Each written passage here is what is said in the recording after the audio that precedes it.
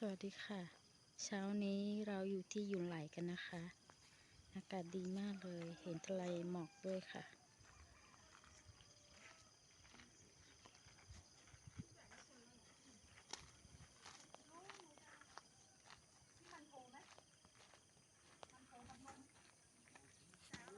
มีร้านน้ำชากับหมากโถ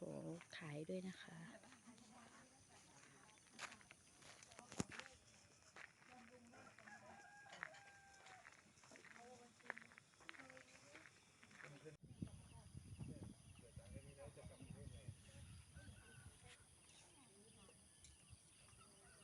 อากาศเย็นสบายมากเลยนะคะมาเที่ยวกันได้เลยนะคะ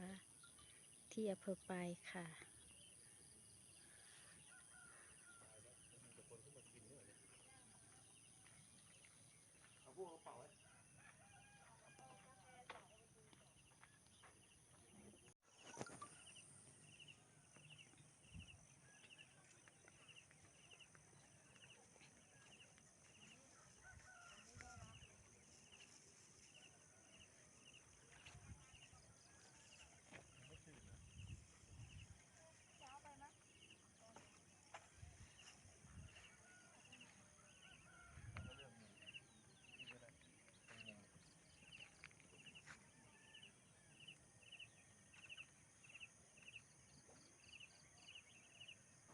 แนะนำให้มาแต่เช้าเลยนะคะ อากาศก็จะดีมากแล้วก็มีนักท่องเที่ยวขึ้นมาถ่ายรูปกันด้วย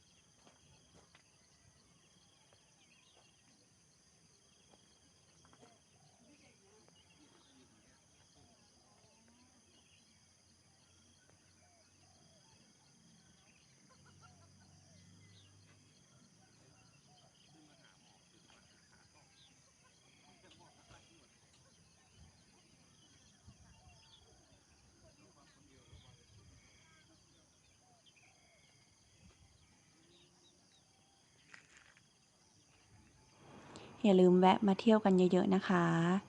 แล้วก็ถ้าใครชอบคลิปนี้อย่าลืมกดไลค์กด Subscribe ให้กันด้วยนะคะ ครั้งหน้าจะพาไปเที่ยวที่อื่นกันติดตามกันไว้นะ ขอบคุณค่ะ